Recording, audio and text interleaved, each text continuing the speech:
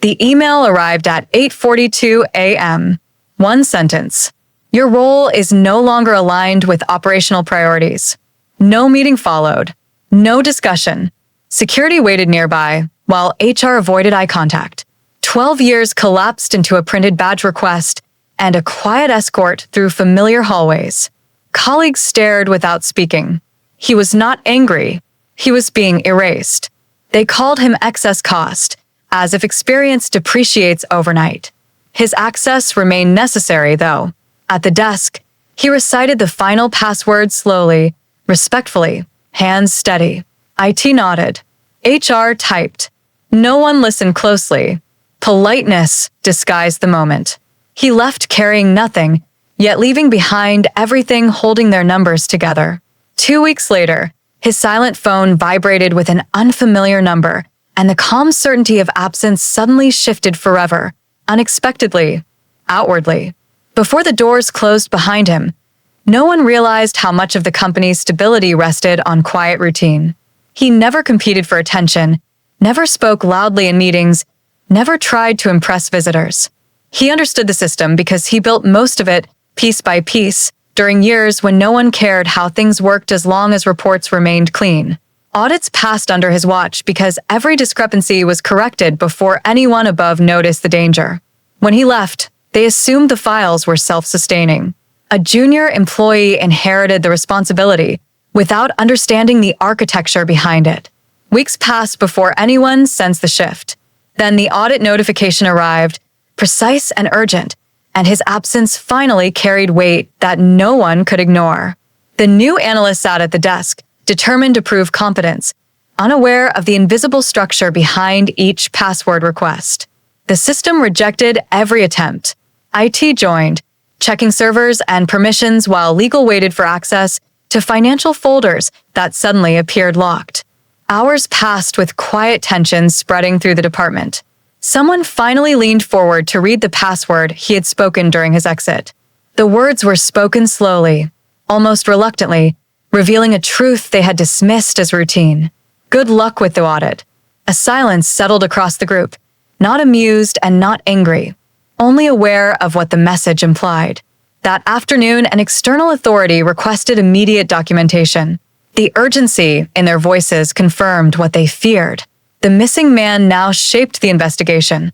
The conference room filled early, yet no one spoke above a controlled whisper.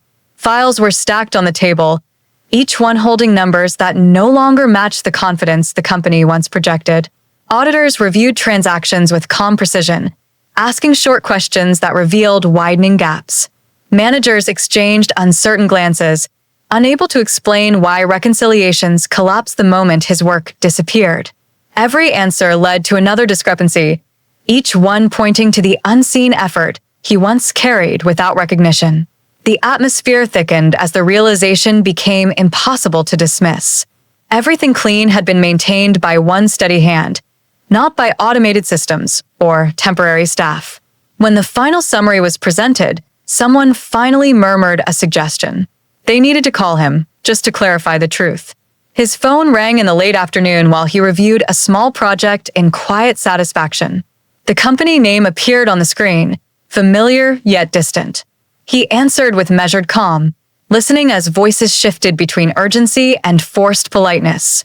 They explained the situation carefully, hoping experience would return without conditions. He heard every detail before speaking. His reply carried no resentment, only clarity shaped by years of unnoticed effort. They asked for support. He asked for terms, outlining expectations shaped by the respect he once lacked. For a moment, silence followed.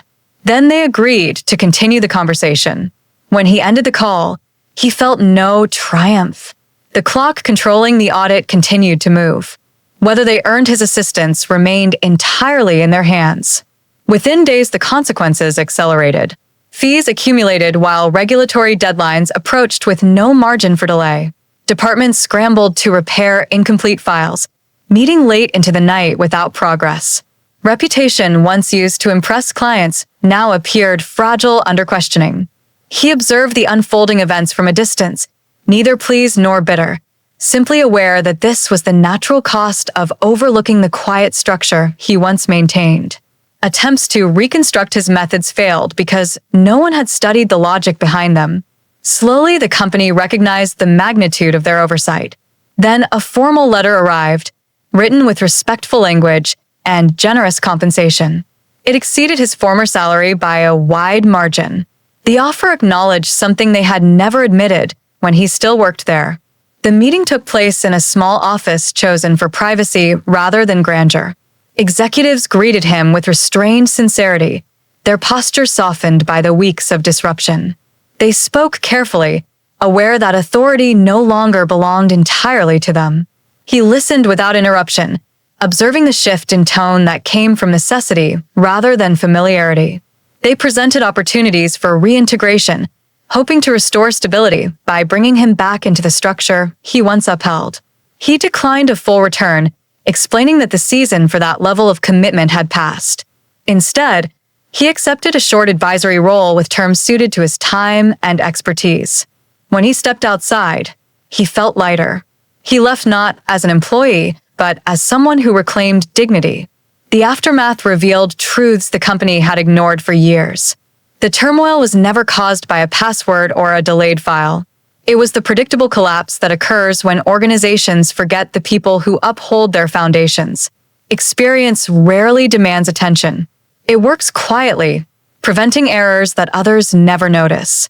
At this stage of life, value is often measured not by noise but by absence. He moved forward with calm certainty, understanding that his worth had never depended on title or approval. The company continued its recovery while adapting to responsibilities he once carried alone. As he reflected on the journey, one conclusion remained clear. People who remove experience to feel powerful eventually face the consequences. Silence had been their strongest protection, and they never saw it.